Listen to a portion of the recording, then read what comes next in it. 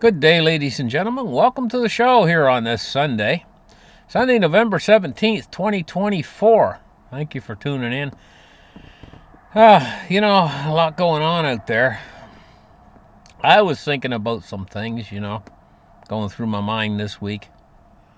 I was thinking, what if the scientists are all wrong about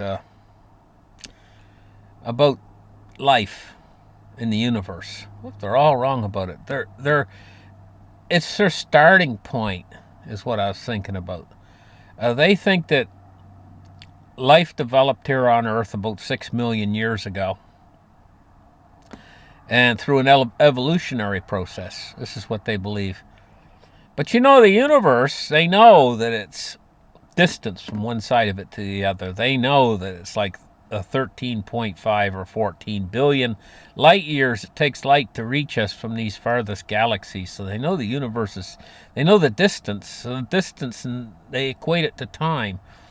And by that figuring how long it takes the light to get here from these distant stars, of 13.5 to 14 billion years, traveling at the speed of light, they figure that the universe is that old. Well, that's a good conclusion, but let's just go along with that and say, hey, that's correct, that the universe is about 13.5 billion years old.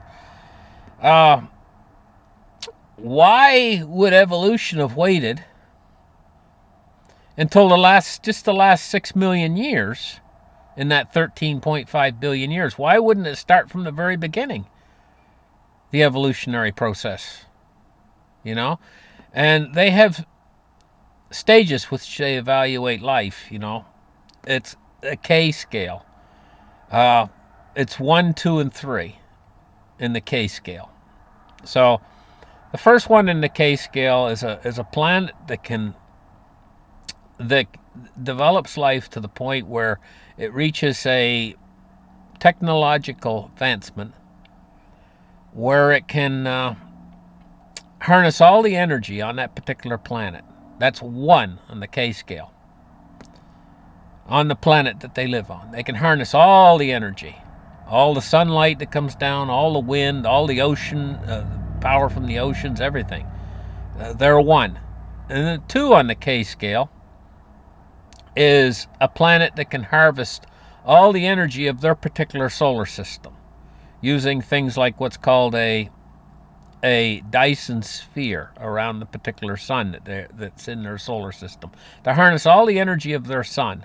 That's 2 on the scale. And then there's a 3 on the scale. And they can harvest all the energy and store it from their entire galaxy.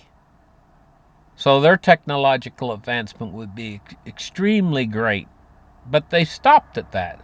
K1, K2, K3. I was thinking, what if there's a K4?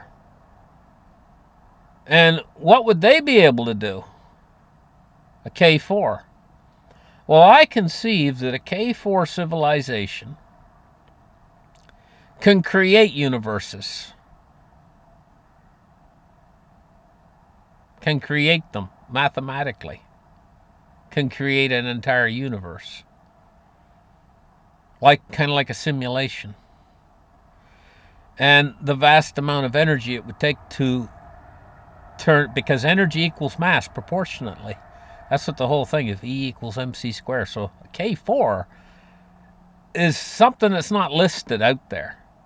But if they had a civilization had 13.5 billion years, let's just say they started at the start, not toward the end of this time scale, like us, according to these scientists, we're on the end of the time scale. We've developed just in the last 6 million years, which is just a drop in the bucket when you're talking about 13.5 billion years.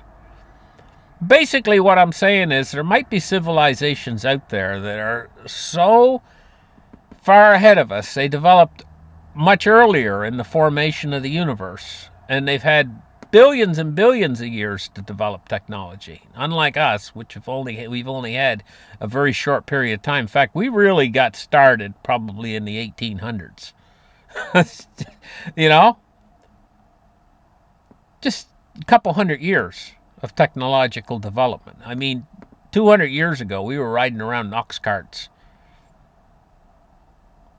and still living in almost, well, not really a hunter-gatherer, but a lot of places on Earth were still living as hunter-gatherers during that period in time. And now look at where we are, just in a couple hundred years. We're talking about going to Mars. We're landing, Elon Musk is landing a spacecraft into this thing that opens up and catches it. It comes down and it catches it. That was a monumental achievement. But we're moving so fast with our technological advancement. Where will we be in 100 or 200 years, especially now that we've got artificial intelligence that's going to help us immensely in development of technology? Just wait until artificial intelligence starts to do genetics, starts to work on genetics and things like that. So, I mean, we're in a technological explosion right now, and I see technology as developing according to Moore's Law, very similar to Moore's Law, now that we've entered into the computer part of it, the computer world, the computerized world. But getting back to my subject matter, these are things that I was thinking about going through my head. Basically, getting down to the nitty-gritty of it all is I conceive that perhaps we're dealing with civilizations out there that are so technologically advanced that we wouldn't even know that they exist unless they wanted us to know that they existed. It's highly probable in my mind that that could be the case.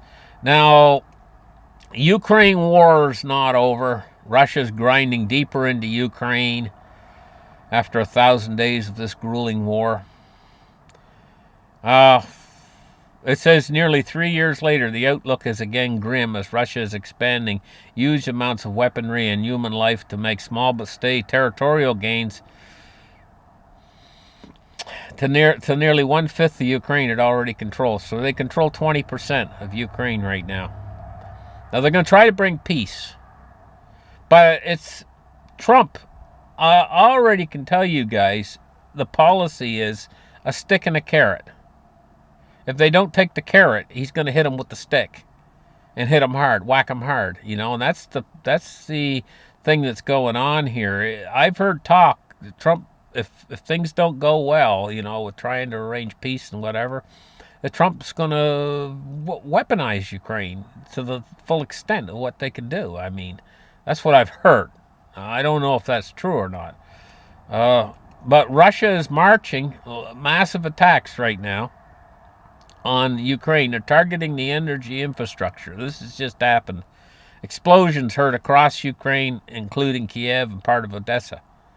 Guys, I just can't, for the life of me, see the West, NATO, saying to Russia, here, take Ukraine. I just can't see that happening. And they've pledged unlimited support to Ukraine to fight this war of resistance. And so we're reaching that nitty-gritty point, guys. Even though things seem kind of back news sort of thing right now. I mean, it took the world a bit by surprise. Trump won, and I think the whole world is sitting back for just a little while now, kind of reanalyzing the situation and seeing how things are going to play out. So they kind of took one step back, all the war fronts, taking one step back a little bit, but it's still raging. It's still raging, and it still has the potential to explode beyond measure, these wars. And in fact, the way the situation is I've talked about these unreconcilable differences between NATO and the BRICS nations. The BRICS nations want to come out from underneath dollar dominance, where they think that they're getting the short end of the stick. That's the way they think. They think they're getting the short end of the stick. And in fact, they're not going to go back to the way it was before with them only getting the short end of the stick. It's a fight. These irreconcilable differences between the superpowers of the earth right now is only going to escalate because it's a fight over dominance over the monetary system. of the world. It's the whole West is run under a Ponzi scheme, and Ponzi schemes can't last. And in the East, they know that. They know, and they have set up their own system, been working at it for years, setting up the equivalent to the World Bank, setting up their own monetary system, the equivalency to the Swiss system, et cetera, trying to move things away from the petrodollar so that oil now is exchanged in other things other than just U.S. dollars, etc. It goes on and on and on. But these irreconcilable differences between East and West are slowly leading to a battle. And it's going to continue progressing in that direction unless things get solved somehow. Now there's a big snowstorm developing, guys. Looks like it's going to move up the Appalachians, all the way up from like the Carolinas, all the way up the East Coast, all the way up to me, or Newfoundland, even further north than me, Newfoundland. But the isobarometric pressures in this thing are going to be extremely intense. And they're saying that this huge storm potential has similarities to a storm that occurred in the 1950s. So if they have to go all the way back to the 1950s to spot something that's this severe, it must be pretty bad what's developing. And so we could possibly expect a lot of snow, wind. I guess it's going to be a really bad northeaster coming very soon. A snow threat from the Midwest to the Appalachians next week. Big one. Keeping an eye on the big-time storm potential across the Ohio Valley into the mid-Atlantic Northeast on Wednesday into Thursday. Models continue to suggest it's very strong. It's isobars are very close together, and when that happens, you see a lot of wind, rain, snow, horrific conditions. Looks like it's going to really develop over the Virginias, over around Washington and places like that. I mean, not Washington State, but Washington, D.C., and it's going to sweep up the East Coast. It's a weather bomb, what they call a weather bomb, developing.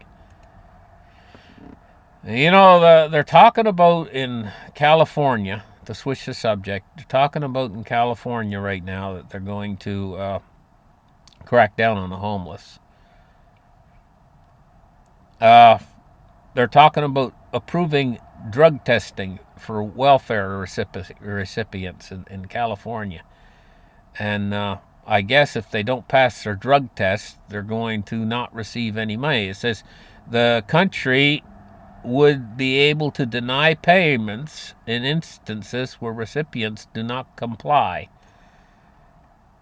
In other words, you don't get any money for food if you're on drugs, and we're going to test your pee and see if you got it, if you're on it. And if you're on it, you're not going to get any money for food. Is that what we're talking about here? So how would this affect this would be affect California? Is that what we're talking about here? San Francisco and stuff. It says in California this is going to be the case. Northern California county voters on track to approve drug testing welfare recipients. I imagine most of the welfare recipients are on drugs. Most of them. And so what would be the case with this? Now, I heard Trump talking. He's saying that they're going to clean up the streets in America. They're going to offer them assistance. And if they don't take the assistance, then what?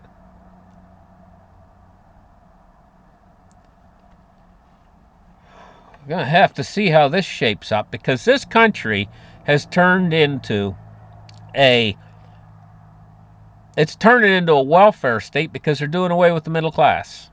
The Federal Reserve has got a Ponzi scheme scam going on that is enriching the few, and it's sucking the middle class down lower and lower and lower through one big thing is a hidden tax called inflation. And so ultimately they're creating thousands and thousands and thousands of middle class people who now can't afford rent or they can't afford a home. So they become homeless. Then what happens? You know, if they do this crackdown stuff and say, okay, there's going to be no homeless, when you got a country that's a machine to create homeless, I don't see how this is going to pan out very good in the end, you know. Now, Powell says no need for the Fed to rush rate cuts given the strong economy. What strong economy? What planet is he on? Strong economy. I've noticed that they always say, well, the Republicans are tight with the money strings, you know, and they're expecting that it's going to be this next administration is going to be tight with the money and everything else. And then they say, well, the Democrats spend money like a drunken sailor. I don't see this. I see this last administration, the last 4 years, as being tight with the money. They did quantitative tightening. They ended quantitative easing and did quantitative tightening, and they raised interest rates almost the whole term, which tightens the economy. So they're not the big spenders. And then the previous administration, everything was running smooth because they are pumping the money out like crazy during the last Trump administration. I think you're going to see that that's what's going to happen this time. I think what's going to happen this time is, even though what they say is not what they do, you're going to find that the Republicans, when they get in office, they're going to spend money like a drunken sailor, and it was the Democrats who were tightening the system.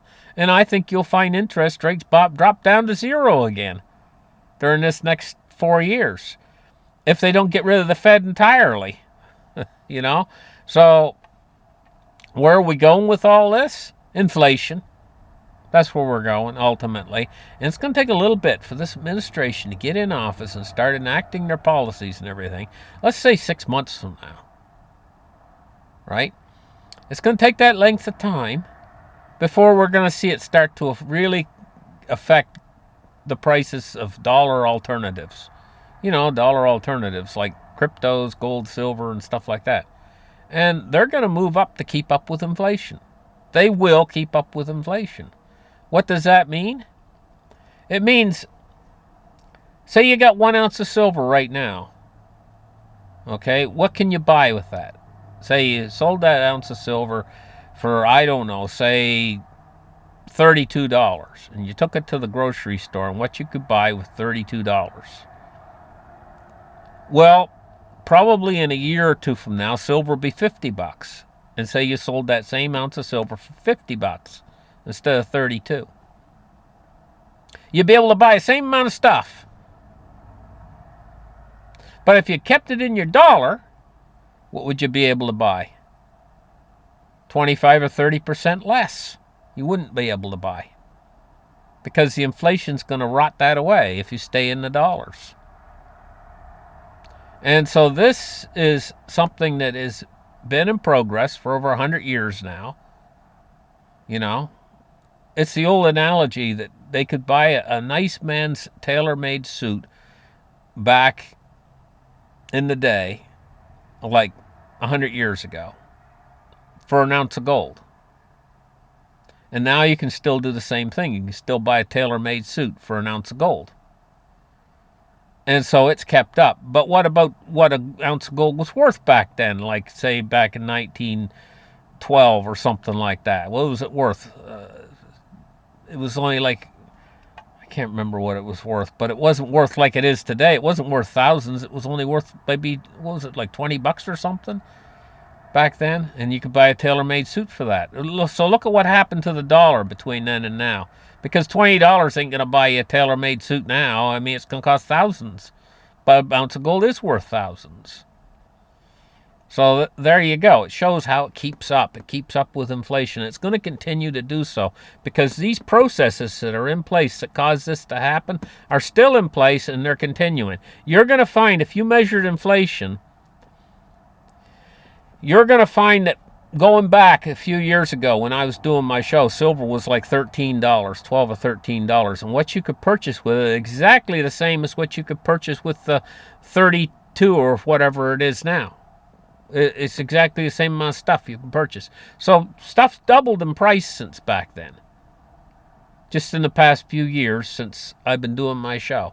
Like, was it 7 years or something? Stuff's doubled in price. Everything's doubled in price. Go into the grocery store. In the last 7 years, stuff doubled in price. But so your silver's doubled in price to keep up with it. But your dollar hasn't. And this process is going to continue this way. So you got your choice. You can continue to keep your money in the bank and stay in those dollars, but you're going to lose money on it. And if you think the stock market's the way out for this, the stock market, the bottom could drop out of it. You could lose everything. So you want a safe place to keep your money. It's not the stock market. Silver right now is down because it was up like $34 just a few days ago. Now it's down to $30.20.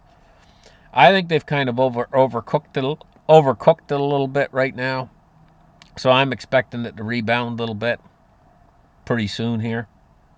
I think this is overcooked. It might start to rebound early this week. It very well could. But it makes a buying opportunity for people who are looking to try to buy and purchase into silver right now. $30.20 is actually a very good price. Now, looking at our markets this week, where they ended, we're looking down 78 points on the S&P 500 at 5870. The Dow is down 305 points on the week at 43,444.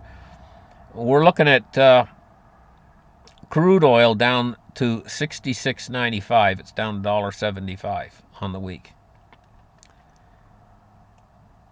Taking a look at our bonds and rates, we're looking at rising yields over the week, and we're looking at U.S. 30-year at 4.62, up 4 basis points, and the U.S. 10-years at 4.44.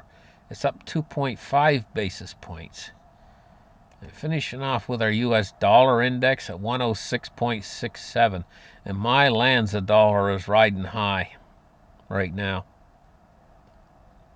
Thank you guys for listening to my show. You guys have a great week and a great weekend, and we'll catch you guys in the very next one.